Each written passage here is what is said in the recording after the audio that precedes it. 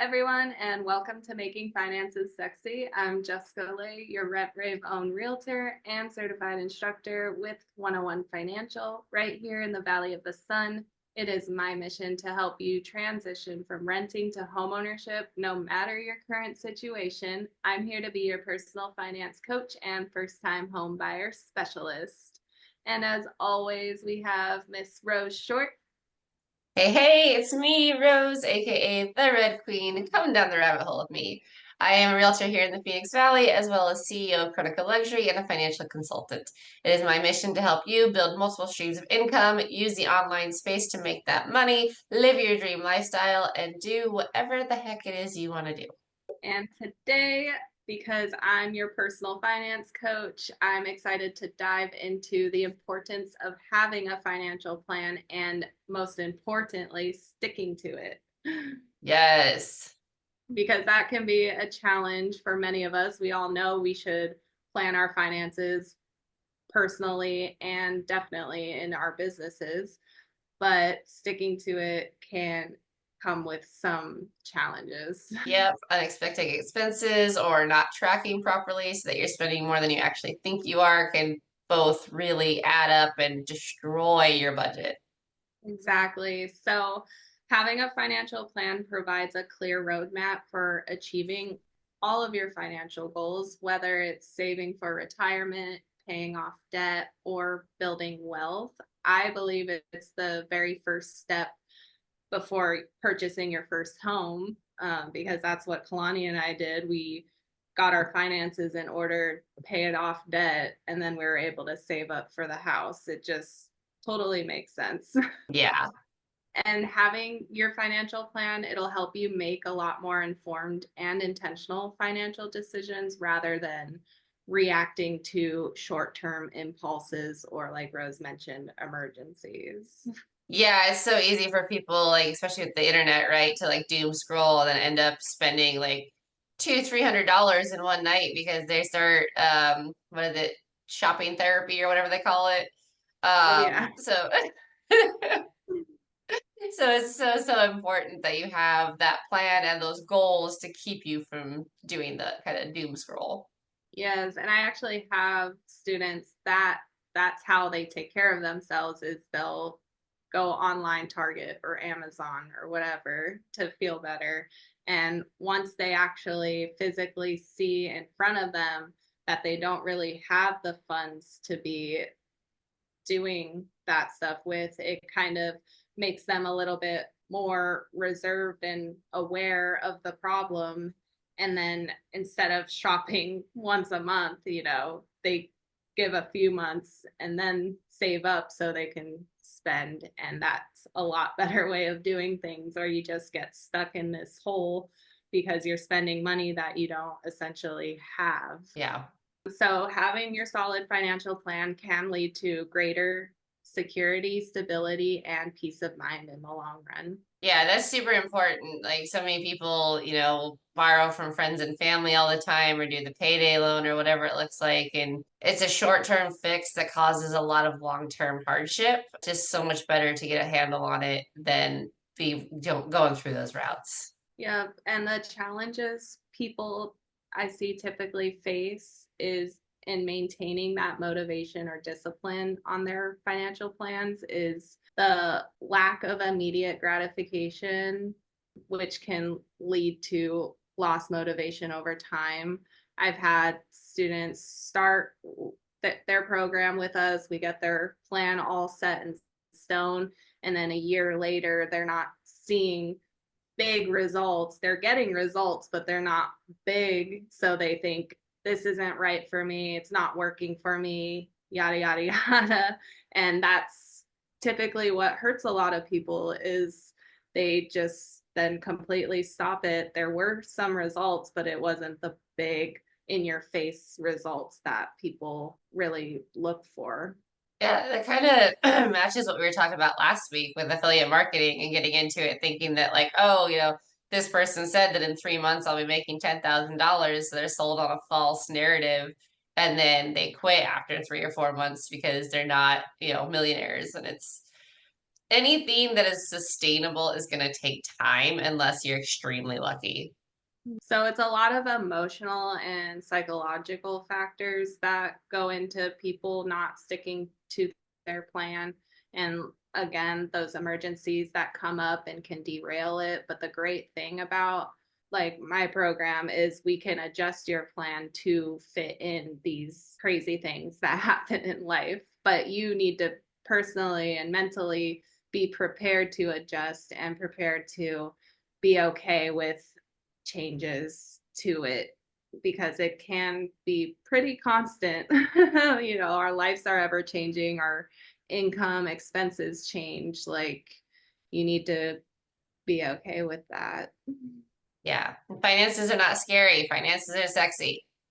Yes, they are. They're so sexy because once you have that plan and the stability and you're paying off debt, you're saving for that house, you're saving for that vacation, like there's just a whole world of opportunities that open up. And people think if you're in $100,000, $200,000 debt that you're just stuck in it forever, but that's not the case either. It doesn't matter what your situation is, as long as you get the help or get that solid plan going. Yeah, and we talked about in one of our very first episodes, you gave the statistic that like half of divorces are over financial problems. So getting your finances in order, regardless of if you're in a relationship right now or not, can benefit your relationships in the long run. Because I know when I'm stressed about money, like the last thing I want to do is go out and do anything. And so, my significant other's like, hey, let's go to dinner. I'm like, no, we need to save money, and it can become a rift very quickly. Versus if you have a control of your finances, you can plan in that fund money, which is what I was not doing in my budget, which I do now, and it's made things a lot easier. And then you're not nearly as stressed, and your relationship doesn't suffer. Yeah, exactly. Same with friend relationships. We've talked about like being that friend that never goes out because you don't have the capability or the cash flow to spend on that. And working longer hours. People think they have to work more, two, three jobs so they can pay their bills, pay their rent, mortgage, whatever. But having a solid financial plan can mean that you don't need to work more. We can figure out a strategy for you to pay your bills and still live your life a bit, which is amazing. Yeah, and that's also one of the reasons we talk about, building the online streams of income, because then it is extra money, but you're not killing yourself or spending, heaps of time away from your family and friends to do it. Yeah, a lot less stressful than working two regular jobs. Like, I think we've both done it before and it's not fun It's not, mentally, no. physically. I had four jobs at the same time at one point, and I had money, but I wasn't doing anything with it. Exactly.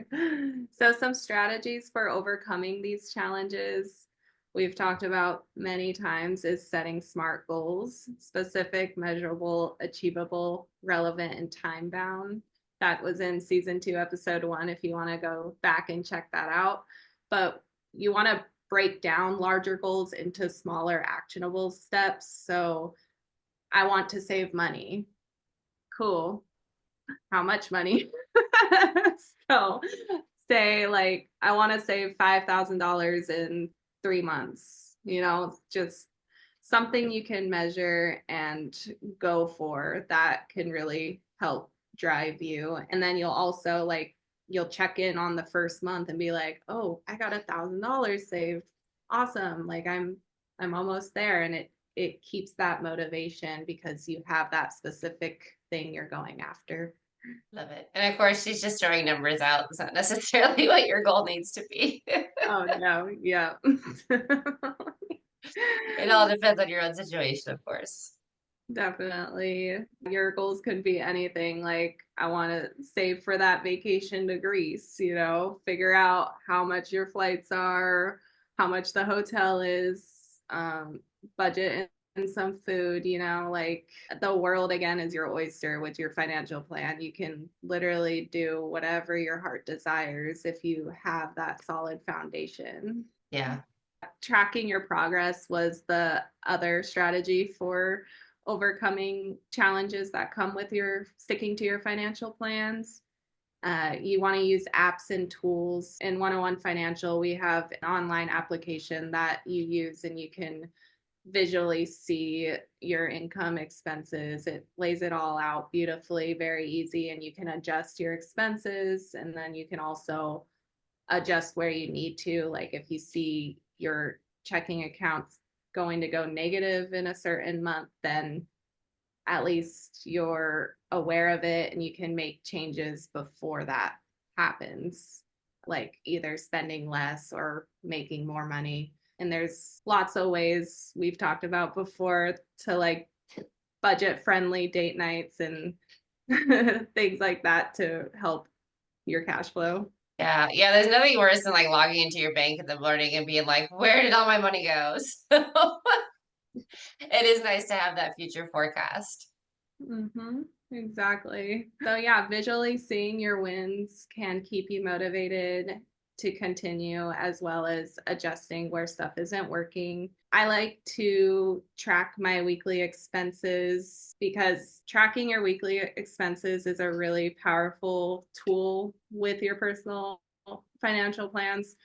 You don't realize sometimes how much money we tend to spend during the week. And like you said, if you're a avid shopper, like shopping makes you happy, or if you're going into Starbucks every day getting coffee, then tracking what you spend in a week can really be eye-opening. Sometimes it hurts. and but if we're not aware of it, then we just stay stagnant in our same poor financial situation that we're in. So I would challenge everyone to start on whatever day you want. I track Monday to Sunday for my weeks. So on Sunday, I'm looking through my notes or my checking account and adding up everything that I spent, and you'll just be surprised. And if it's a lot, then you can be like, okay, maybe we shouldn't go out as much as we are, or I shouldn't be buying that coffee every day. I should make coffee at home. And you'll free up a lot of money that can go to your savings account or to your investment accounts. And it sounds so simple. It kind of is, but it's just getting over that hump and actually doing that little bit of work. Yeah, and typically, cutting out the Starbucks runs where most people are getting, 1,500 calories in their morning coffee, or cutting out the fast food runs for lunch and whatnot. Like, not only is it going to make your finances healthier, it's going to make you healthier, which is always a plus. Totally. Yeah, big thing for me was going out, like going out to drink and clubs and like festivals all the time. But now I enjoy going to the gym. That's $10 a month and like so many other avenues where you cut down a lot on expenses and you're feeling better. Yeah. Oh, and sleep, I guess. Gym and sleep. Yeah. So building accountability and a support system is really important when you're getting into financial planning. Having an accountability partner, again, that's why I became a student and now an instructor with 101 Financial, because you have that accountability partner now for life who's there to motivate you to stay on track with your plan.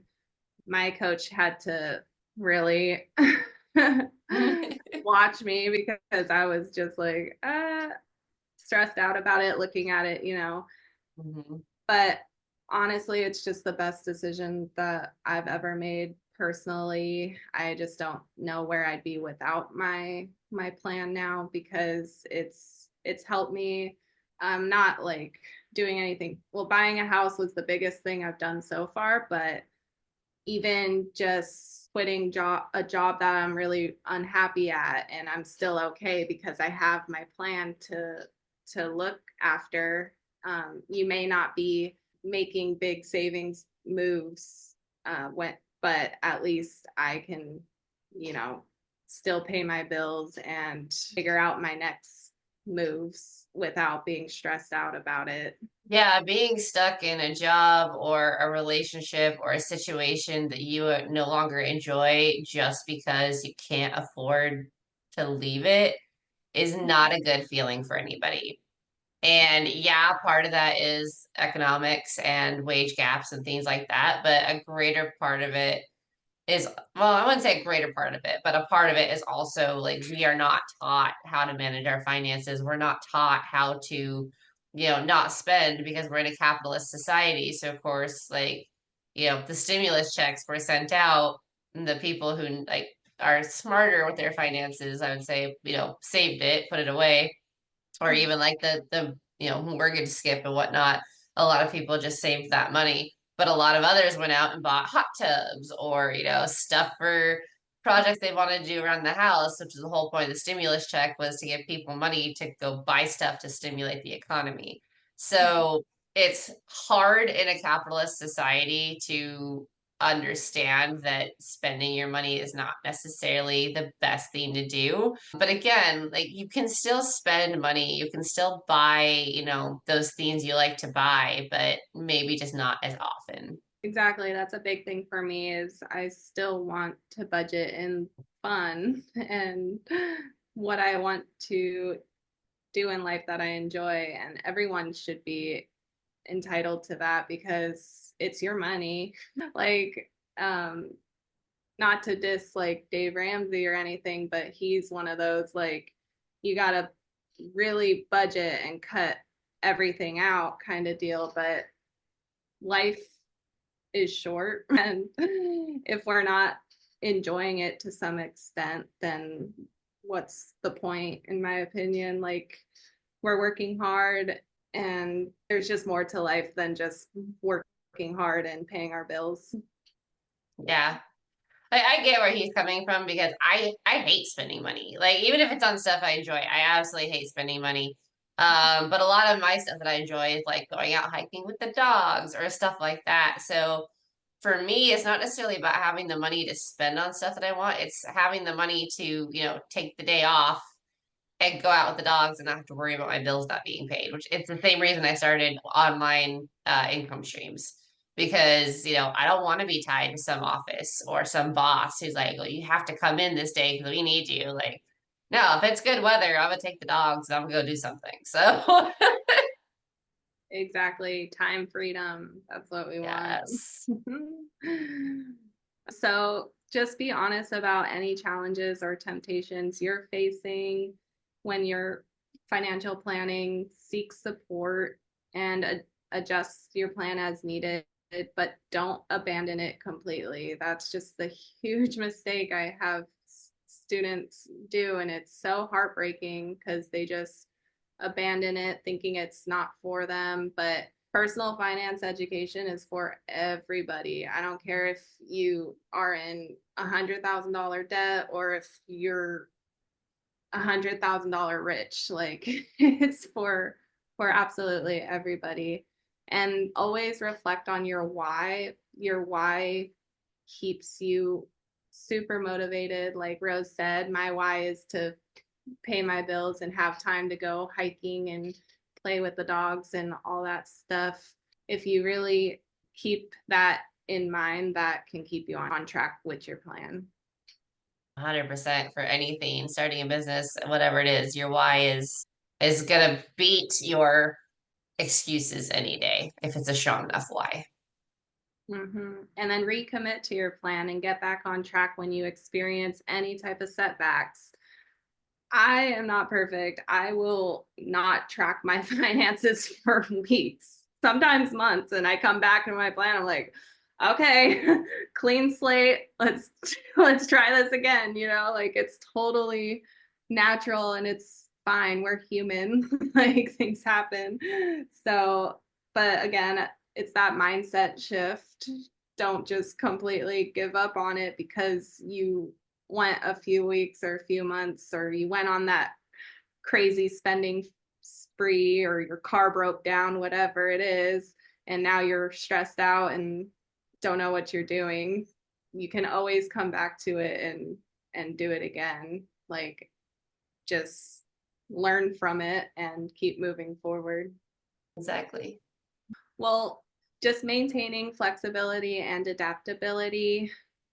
Life is unpredictable, so adjusting your plan shows you're responsive to the changing circumstances. And again, you don't have to do it alone. Having an instructor help you when life things change, it's just really amazing to have that person in your life to help you with those adjustments, because I wasn't about to do it by myself.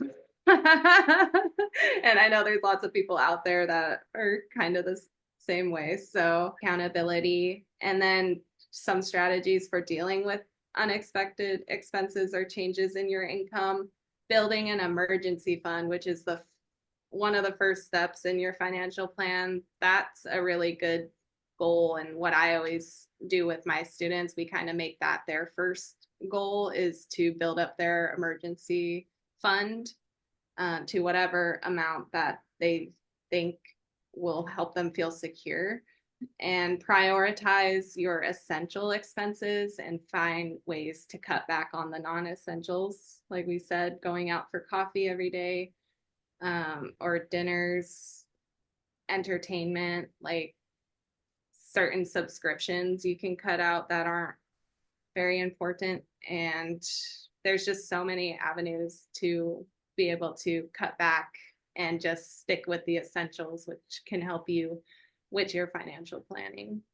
And explore options of increasing your income, such as hustle, freelance work, digital and affiliate marketing, all that good stuff. I do delivery apps like to make extra money, which it works.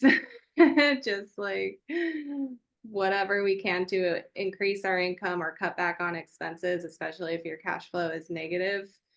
That's just the golden rule. We need to get our cash flow positive so then we can start making moves in our personal finance life. Yes. All right. So just to kind of wrap up, remind yourself that financial challenges are temporary and you have the power to overcome them. Again, my personal finance class is also a great resource to everybody. It's a one-time fee of $199, which it's a small investment that can really lead to some big savings or interest if you're in debt, and open doors to many, many wealth building opportunities or that dream vacation that you've always wanted. So never hesitate to reach out. Start taking some concrete steps towards your financial goals today, whether it's creating your budget, automating your savings, or finding that accountability partner. With consistency, resilience, and the right support, I know you can make meaningful progress towards the financial future you all deserve. Yes. And next week, we're going to take a deep dive into digital marketing with Rose. Yes.